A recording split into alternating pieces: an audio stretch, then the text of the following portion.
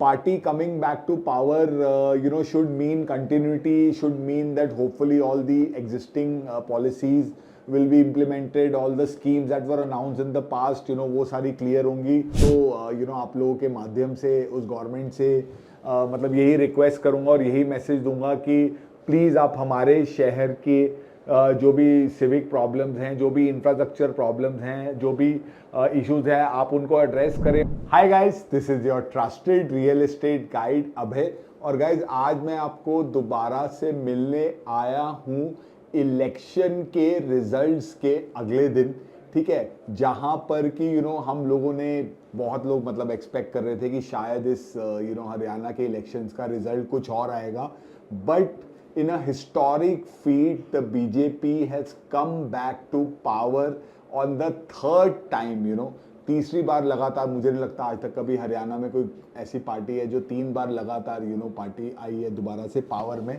तो गाइज यहाँ पे ना मतलब हम लोग आज थोड़ा सा एक मेरी तरफ से मतलब ना it's more of a perspective, more of a view point that I am sharing with you कि इस इलेक्शन में होने के बाद अब रियल एस्टेट के डायनेमिक्स में क्या चेंज आएगा, ठीक है। अच्छी बातें बताऊंगा आपको, कुछ आपको बातें मैं आपको चैलेंजिंग भी बताऊंगा। सबसे पहले तो गाइज मतलब मेरे लिए जो सबसे डिसहार्टनिंग फैक्ट था वो ये था कि less than 50% people in the urban centres went out to vote.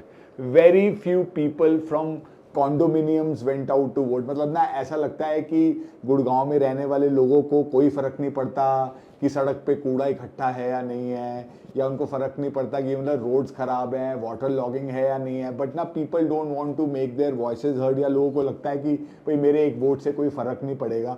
But unfortunately लोगों ने उतना वोट नहीं किया। और ऑब्वियसली रूरल सेंटर्स में तो लोग करते हैं, कास्ट डायनेमिक्स भी होते हैं, बहुत सारी चीज़ें होती हैं।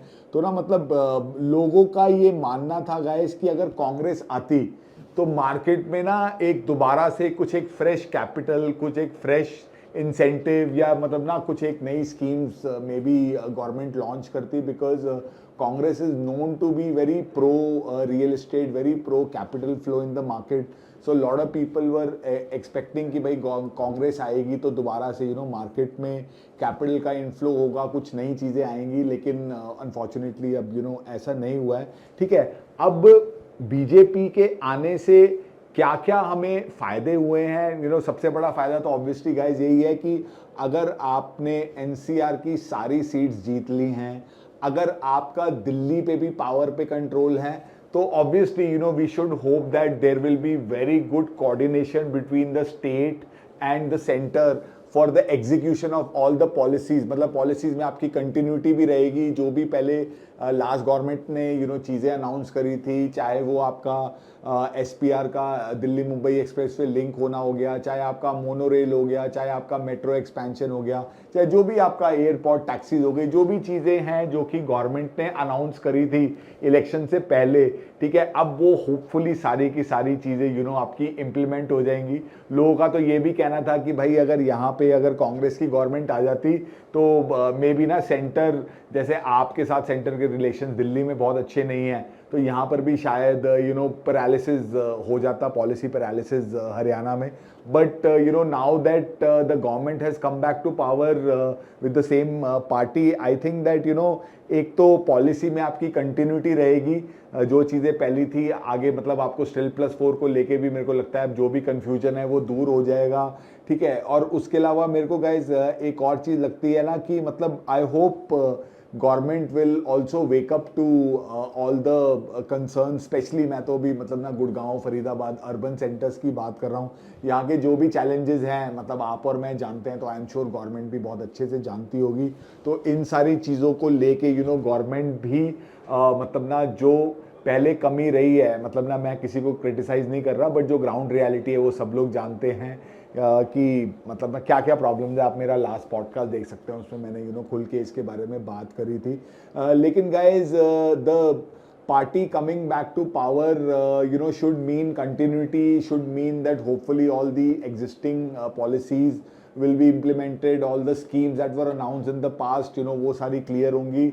और जिन चीज़ों को लेके हमें clarity नहीं है, जैसे कि गोल्फ कोर्स एक्सटेंशन रोड का जो अपग्रेडेशन है, उस पे लेके गवर्नमेंट का क्या व्यू है, ठीक है, मेट्रो एक्सपेंशन से लेके और भी बहुत सारी चीज़ें हैं, सिविक एम्यूनिटीज़, मतलब ना, again I don't want to get on the path of criticism, but I think that जो गवर्नमेंट आई है नई, मैं तो आप लोगों के माध्यम से उस गवर्नमेंट से मतलब यही रिक्वेस्ट करूंगा और यही मैसेज दूंगा कि प्लीज़ आप हमारे शहर के जो भी सिविक प्रॉब्लम्स हैं, जो भी इंफ्रास्ट्रक्चर प्रॉब्लम्स हैं, जो भी इश्यूज़ हैं, आप उनको एड्रेस करें. और जैसा मैंने अपने पिछले वीडियो में पॉडकास्ट में बोला था कि वी रियली होप कि अगर मतलब या तो आप एक सेपरेट मिनिस्ट्री स्पेसिफिकली गुड़गांव के लिए क्रिएट करें, या फिर आप गुड़गांव पे बहुत ज़्यादा पहले से स्पेशल ध्यान दें, बिकॉज यहाँ की ईडीसी आईडीसी का कलेक्शन, यहाँ के टैक्सेस, यहाँ का जो कॉर्पोरेट आपको जो भी आपके कॉफर में पैसा दे रहा है, that is contributing to 70% of the overall revenue of the state. तो आई होप कि आगे आने वाले 5 सालों में मतलब ना, जब हम 5 साल बाद दोबारा एनालिसिस करेंगे तो शायद जो क्रिटिसिज्म पिछले के टाइम में रहे हैं वो आने वाले टाइम में नहीं रहेंगे.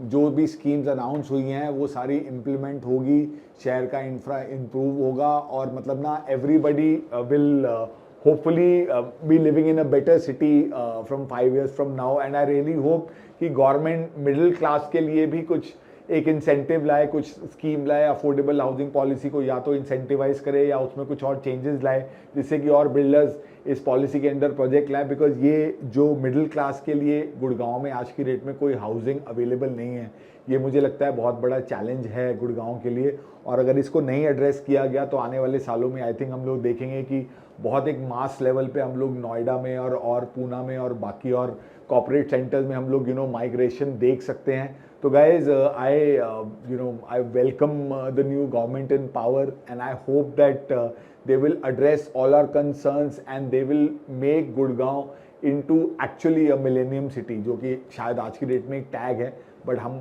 उम्मीद करते हैं कि आने वाले टाइम में ये रियलिटी होगा. तो गाइज इसी तरीके से मैं आपको दोबारा जल्दी मिलूंगा. आई होप आप लोगों ने मेरा जो पहला पॉडकास्ट था रितेश के साथ वो इन्जॉय किया होगा. इस हफ्ते भी मैं एक पॉडकास्ट सीरीज़ करूँगा.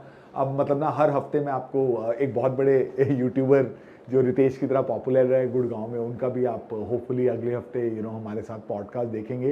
And I will be continuing my coverage of properties around 2 to 2.5 CR segment, जिसमें कि अभी काफ़ी लोग प्रॉब्ली प्रॉपर्टी देख रहे हैं. देख तो लोग 2 करोड़ से नीचे भी रहे हैं, लेकिन उस प्राइस पॉइंट पे कोई अच्छी प्रॉपर्टी अभी नहीं आ रही है. ठीक है गाइस, तो इसी तरीके से please like, share and comment on our videos and please subscribe to our channel. I'll see you guys again very soon. Bye for now.